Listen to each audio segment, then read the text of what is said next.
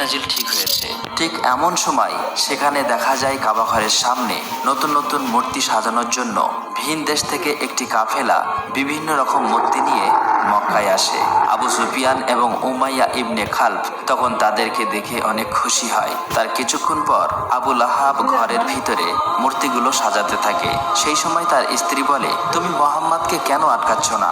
সে তো চাইলে তার স্ত্রী খাদিজাকে নিয়ে অনেক সুখে থাকতে পারে, তাহলে সে কেন বারবার আমাদের বিরোধিতা করছে? আবু লাহাব বলে, ভয় পেও না, আমাদের খোদা আমাদের রক্ষা করবে। মক্কার অবস্থা তখন এমন হয়েছিল যে মক্কার ভিতর এবং আশেপাশের সব জায়গায় মূর্তি পূজায় চলত।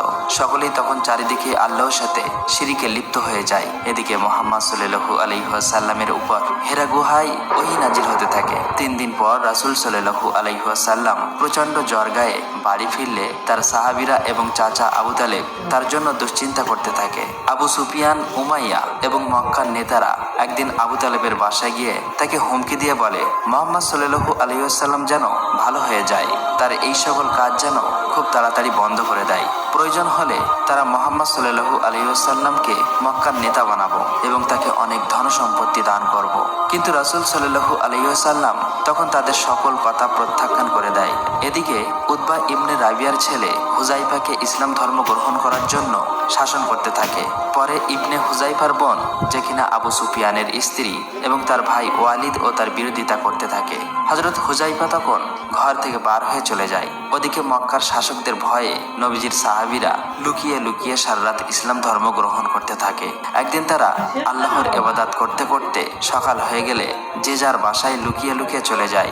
নবীজির এক সাহাবা সারা রাত বাড়ি না ফেরায় তার বাবা মা তাকে নিয়ে দুশ্চিন্তা করছিল। বাসায় ফিরলে তার বাবা মা তাকে বলে, তুমি কোথায় ছিলে? এমন সময় তাদের ঘরে থাকা মূর্তিটি হাতে লেগে পড়ে সেখানেই ভেঙে যায়। তার বাবা বলে, তুমি এটা কি সর্বনাশ করলে?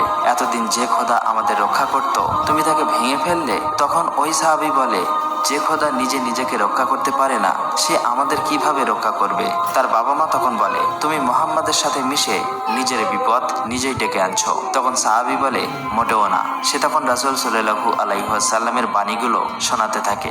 এক পর্যায়ে তার বাবা মা তাদের ভুলগুলো সব বুঝতে পারে এবং ইসলাম ধর্ম গ্রহণ করে নেয়। পরের দিন মক্কার নেতারা এসব জানতে পেরে ওই সাহাবীকে ডেকে আনে। সকলেই ওই সাহাবীর সামনে রাসূল সাল্লাল্লাহু আলাইহি ওয়াসাল্লামের সম্পর্কে হাসি ঠাট্টা করতে থাকে।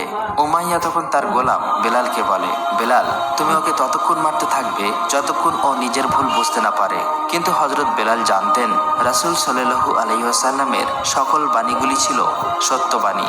সে মনে প্রাণে আল্লাহকে ভয় করতেন। ফলে সে তার মনিব উমাইয়ার মুখে বলে দেয়, না, এটা আমি কখনোই করতে পারবো না।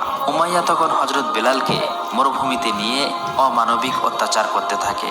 তখন সেখানে নবীজির পালক পুত্র জাহেদ আসে এবং বলে, আবু বকর এই গোলামের জন্য 200 দিনার দিতে রাজি আছে, তুমি তাকে মুক্ত করে দাও। উমাইয়া তখন এই দিনারগুলো দেখে হযরত বেলালকে মুক্ত করে দেয়। এদিকে নবীজির কাছে ওহী নাজিল হওয়ায় মক্কার লোকেরা যেন সকলের সামনে ইসলাম প্রচারের কাজ চালিয়ে যায়। আল্লাহর হুকুমে সাহাবীরা সকলেই একত্রিত হয়ে মক্কা শহরে ইসলাম প্রচার করতে থাকে। তারা সকলেই দলবদ্ধ হয়ে কাবা ঘরের দিকে অগ্রসর হতে থাকে। মক্কার কাফের মুশরিকরা তখন নানাভাবে তাদেরকে অত্যাচার করতে থাকে। অনেক কষ্ট সহ্য করে তারা শেষমেশ কাবা ঘরের সামনে পৌঁছাতে সক্ষম হয়। রাতে আবু সুফিয়ান এবং তার স্ত্রী কথা বলছিল। আবু সুফিয়ানের স্ত্রী তখন তাকে বলে, কিভাবে একজন অশিক্ষিত ব্যক্তির মুখ থেকে এত সুন্দর এবং সত্যবাণী বার হয়? আবু সুফিয়ান তখন বলে, যেভাবে দিন দিন তার অনুসারীরা বৃদ্ধি পাচ্ছে, আমাদের কিছু একটা করতেই হবে। আমরা প্রথমে মুহাম্মাদের দুর্বল এবং অসহায় অনুসারীদেরকে অত্যাচার ও নির্যাতনের মাধ্যমে ইসলাম ধর্ম ত্যাগ করতে বাধ্য করব। যেই বলা সেই কাজ। পরের দিন সুফিয়ান এবং তার বিভিন্ন গোত্রের নেতারা মিলে অসহায় ও দুর্বল মানুষদের তুলে আনে এবং তাদের উপর চালাতে থাকে প্রচণ্ড অমানবিক অত্যাচার ও নির্যাতন করতে করতে এক পর্যায়ে আবু জাহেল সুমাইয়া রাদিয়াল্লাহু তাআলা আনহাকে আঘাত করে মেরে ফেলে। একটু পরে সেখানে হামজা আব্বাস রাদিয়াল্লাহু তাআলা আনহু নবীজির পালক পুত্র জাহেদ আসলে সেখানে সাহাবীদের অবস্থা খুবই মর্মান্তিক দেখে জায়েদ বলে, তোমরা আবিসিনিয়ায় চলে যাও, কারণ সেখানকার শাসক ছিল অত্যন্ত ন্যায়পরায়ণ এবং ধার্মিক একজন খ্রিস্টান বাদশার কাছে। তাই সকলেই কথা মতো সেখানে চলে যেতে থাকে। এদিকে আবু সুফিয়ান তাদের এই খবর জানতে পেরে তার একটি সহকর্মীকে বলে, তুমি আবু সিরিয়ায় চলে যাও, সেখানে গিয়ে তারা কি করছে সমস্ত খবরাখবর আমাকে বলবে। তখন তাকে আবু সিরিয়ায় পাঠিয়ে দেয়, কেননা মক্কার বাইরে যদি আবু সুফিয়ানের এসব কর্মকাণ্ড শুনে ফেলে তাহলে তার ব্যবসা বাণিজ্যের অনেক ব্যাঘাত ঘটবে। আবু সুফিয়ানের লোকটি সাথে সাথে সেই রাজ্যে চলে যায়। ওদিকে আবু সিরিয়ার রাজা তার সবাই প্রবেশ করতেই সকলেই মাথা নত করে তাকে সম্মান করে। মক্কা থেকে আসা ওই সাহাবীরা তাকে দেখে মাথা নত করেনি। তখন সেই রাজা তাদেরকে জিজ্ঞেস করে, তোমরা কেন আমার সামনে মাথা নত করনি? সাহাবীরা তখন বলে, আমরা আল্লাহ ছাড়া আর কারো সামনে মাথা নত করি না। আমাদের নবী আপনার কাছে পাঠিয়েছেন, কারণ তিনি বলেছেন আপনি একজন সত্যবাদী এবং ন্যায়পরায়ণ বাদশাহ। হযরত আব্বাস তখন নবীজির অনেকগুলো বাণী সকলের সামনে তুলে ধরেন। বাদশাহ তখন অবাক হয়ে যায়, কারণ তাদের নবী ঈসা আলাইহিস সালামও একই কথা বলে গিয়েছেন। বাদশাহ তখন বুঝতে পারে এটি হয়তো সত্য নবী। তখন সে আবু সুফিয়ানের লোকটিকে বলে, পাহাড় পরিমাণ সম্পদের বিনিময়েও আমি তাদেরকে তোমার হাতে তুলে দেব না। অতঃপর আবু সুফিয়ানের লোকটি চুপচাপ সেখান থেকে চলে আসে এবং বলে, ওখানকার বাদশা বলেছে পাহাড় পরিমাণ সম্পদ দিলেও তাদেরকে ফেরত পাঠাবে না। আবু সুফিয়ান সকল কিছু জানতে পেরে খুবই হতাশ হয়ে যায়।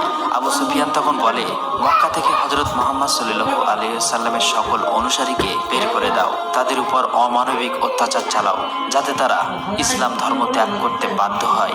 কথা মতো পরের দিন থেকে মুহাম্মদ সাল্লাল্লাহু আলাইহি ওয়াসাল্লামের সকল অনুসারীকে বার করে তুলে আনে এবং তারা আবারও সকলের উপর চালাতে থাকে অমানবিক অত্যাচার ও নির্যাতন। আবু সুফিয়ান ঘোষণা করে, মক্কার কেউ যেন তাদের কোনো সাহায্য না করে। যদি কেউ সাহায্য করে তাহলে তাকে কঠিন শাস্তি ভোগ করতে হবে। তাই আর কোনো উপায় না দেখে মুহাম্মদ সাল্লাল্লাহু আলাইহি ওয়াসাল্লাম তার সকল অনুসারীকে নিয়ে মক্কার মরুভূমির খোলা প্রান্তরে চলে যায়। সেখানে থাকতে হয়েছিল 3টি বছর। এই 3টি বছর তাদের ভোগ করতে হয়েছিল ক্ষুধার যন্ত্রণা এবং অমানবিক অত্যাচার নির্যাতন। কিন্তু মুহাম্মদ সাল্লাল্লাহু আলাইহি ওয়াসাল্লামের জীবনের সবচাইতে কষ্টের মুহূর্তগুলো তখনও বাকি ছিল।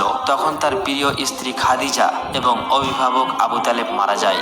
আবু তালেবের মৃত্যুর আগে পর্যন্ত মক্কার কাফের মুশরিকদের আল্লাহর রসুলের দাওয়াত দিয়েছেন, কিন্তু মক্কার কাফের মুশরিকরা প্রতিবারের মতোই আল্লাহ এবং তার রসুলের কথাগুলো অমান্য করে গিয়েছে। চাচা আবু তালেবের মৃত্যুর পর নবীজির উপর থেকে যেন ছায়া সরে গেল। মক্কার কাফেররা এবার আরো বেশি কষ্ট দিতে লাগলো। বাধ্য হয়ে মুহাম্মদ সাল্লাল্লাহু আলাইহি ওয়াসাল্লাম তার পালিত পুত্র জাহেদকে নিয়ে তাইফে চলে যায়, কিন্তু সেখানে গিয়ে দেখলো ভিন্ন চিত্র। তাইফের মানুষ মুহাম্মদ সাল্লাল্লাহু আলাইহি ওয়াসাল্লামকে কবুল করেনি, বরং তারা তাদের বাচ্চাকে লেলিয়ে দেয় তাকে পাথর মারার জন্য।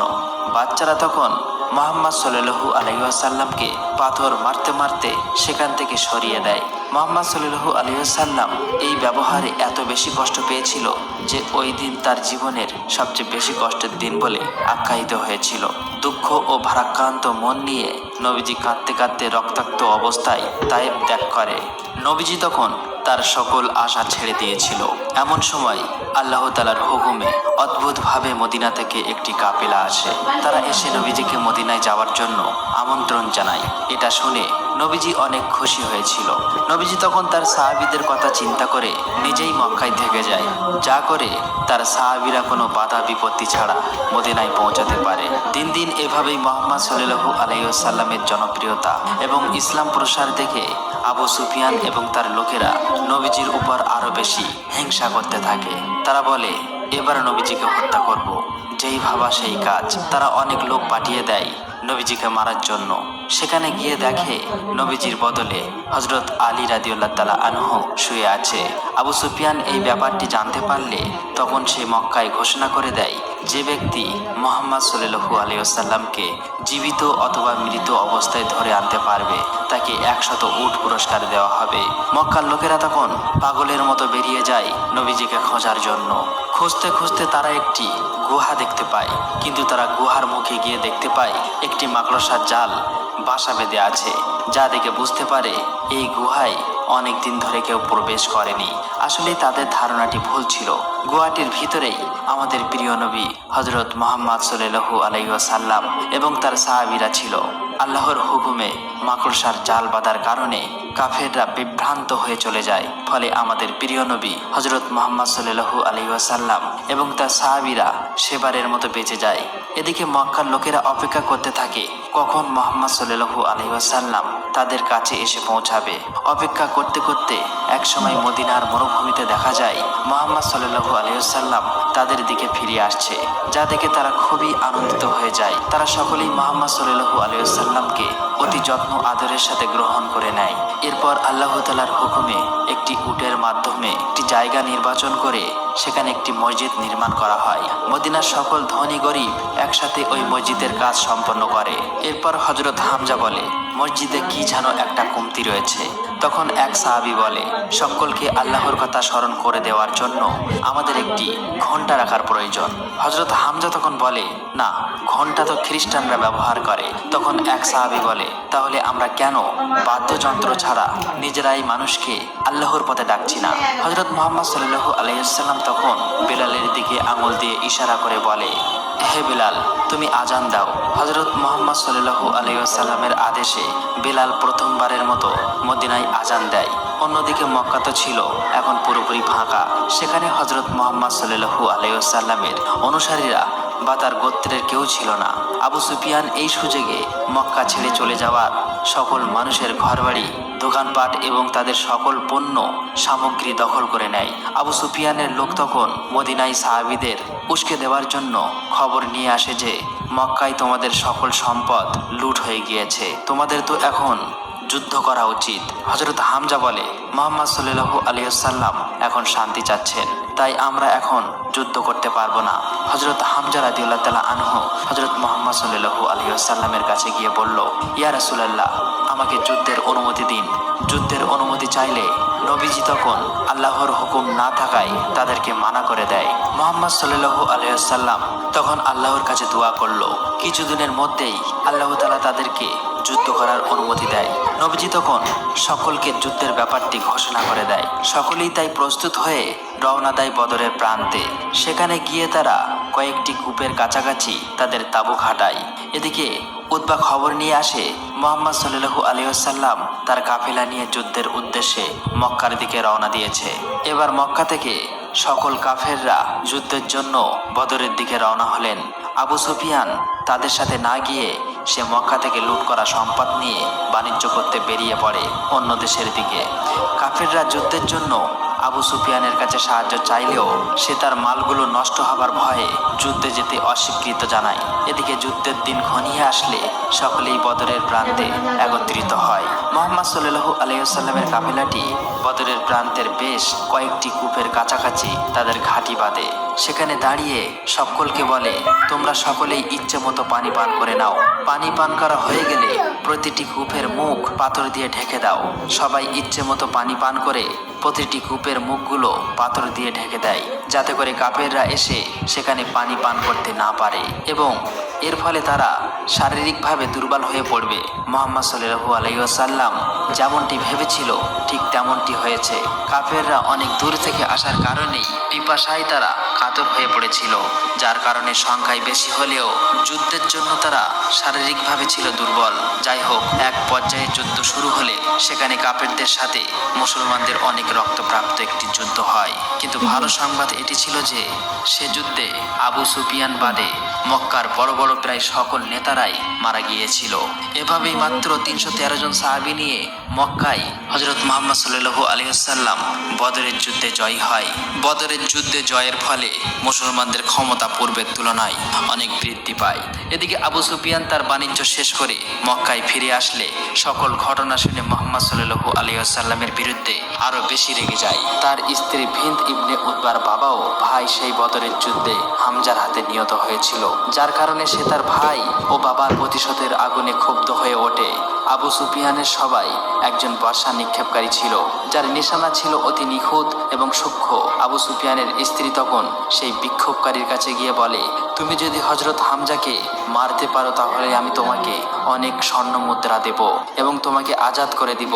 এভাবেই কেটে যায় 1 বছর। এক সাহাবী মক্কা থেকে একদিন খবর নিয়ে আসে মক্কার লোকেরা তাদের বদরের যুদ্ধের প্রতিশোধ নেওয়ার জন্য আবার নতুনভাবে যুদ্ধের প্রস্তুতি নিচ্ছে। তারা সংখ্যায় মুসলমানদের তুলনায় অনেক বেশি, তাই মুসলমানদের জন্য এটি ছিল একটি দুশ্চিন্তার ব্যাপার। দেখতে দেখতে এভাবেই সময় ঘনিয়ে আসে। সকলেই উপস্থিত হয় উহুদ পাহাড়ের সামনে। মুহাম্মদ সাল্লাল্লাহু আলাইহি ওয়াসাল্লাম সাহাবীদেরকে 2টি দলে ভাগ করে দেয়। একটি দল যুদ্ধ করবে এবং অপর একটি দল পিছন থেকে জামালে রোম নামের একটি পাহাড়ে দাঁড়িয়ে পাহারা দেবে, যাতে করে শত্রুরা পিছন থেকে আক্রমণ করতে না পারে। মুহাম্মদ সাল্লাল্লাহু আলাইহি ওয়াসাল্লাম সাহাবীদেরকে বারবার নিষেধ করেছে, যত কিছুই হোক না কেন তারা যেন কোনোভাবেই সেই পাহাড় থেকে না নড়ে। কিছুক্ষণ পর শুরু হয়ে যায় আবারও সেই রক্তক্ষয়ী যুদ্ধটি। যুদ্ধ করতে করতে আবু সুফিয়ানের স্ত্রীর সেই ঠিক করা বর্ষা নিক্ষেপকারী সুযোগ বুঝে একটি বর্ষা নিক্ষেপ করে হযরত হামজাকে মেরে ফেলে। হযরত হামজার মৃত্যু দেখে মুসলমানরা প্রচণ্ড রেগে যায়। তারা সবাই অনেক বেশি ক্ষুব্ধ হয়ে যায়, যা দেখে কাফির মুশরিকরা তখন পালাতে থাকে। মুসলমানরা ভেবেছিল তারা হয়তো যুদ্ধে বিজয়ী হয়ে গিয়েছে। এটি দেখে পিছনের পাহারাদার সকল সাহাবীরা সেখান থেকে চলে আসে, কিন্তু এটিই ছিল তাদের সবচেয়ে বড় ভুল। যুদ্ধের জন্য আবু সুফিয়ান খালিদ বিন ওয়ালিদ নামক একজন লোককে ঠিক করে রেখেছিল। সে দূর থেকে সকল কিছু দেখেছিল, তাই সে তার বাহিনী নিয়ে পিছন থেকে মুহাম্মাদের উপর আক্রমণ করে বসে।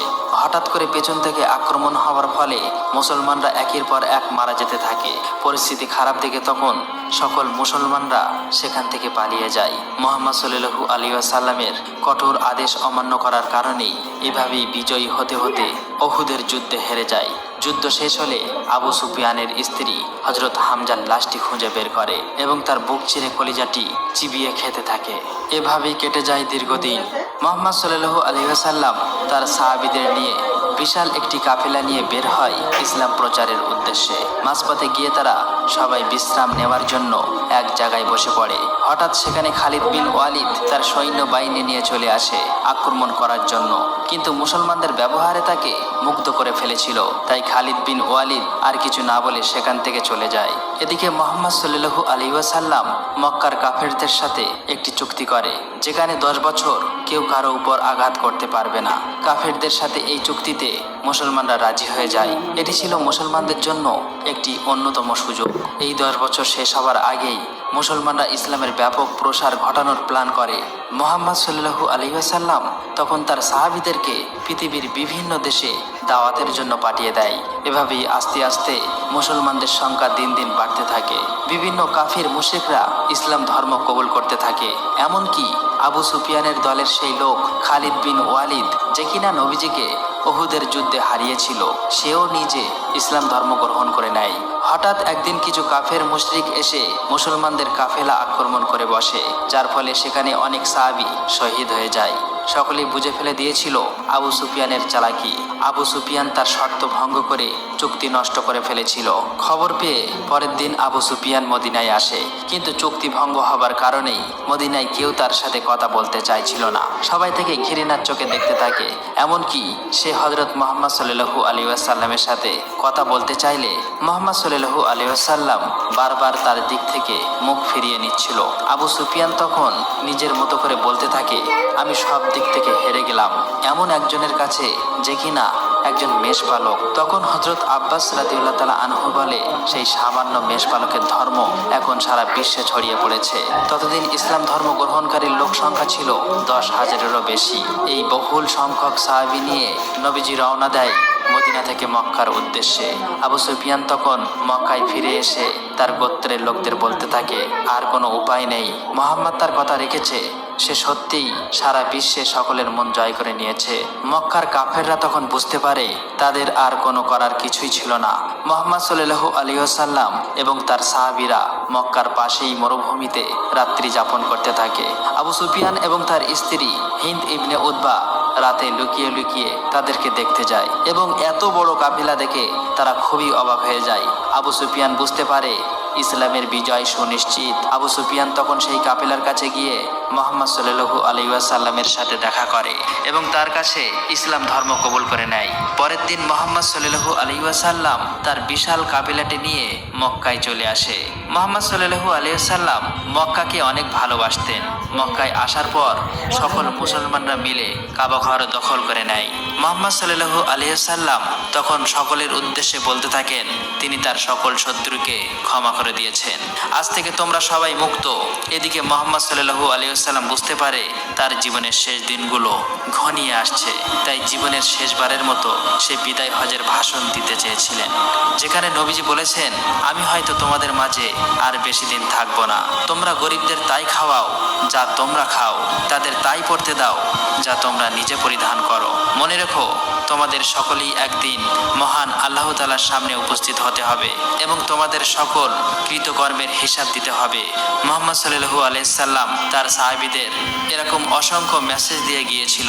মুহাম্মদ সাল্লাল্লাহু আলাইহি সাল্লামের শেষ কথা ছিল, আমি তোমাদের কাছে দুটি জিনিস রেখে যাচ্ছি, আল্লাহর কোরআন এবং আমার সুন্নাহ, যা তোমাদের জন্য আলো এবং নির্দেশনা স্বরূপ। এভাবেই হযরত মুহাম্মদ সাল্লাল্লাহু আলাইহি সাল্লাম তার সারাটা জীবন শুধু কষ্ট এবং ত্যাগের বিনিময়ে আমাদেরকে ইসলাম ধর্ম দিয়ে গিয়েছেন।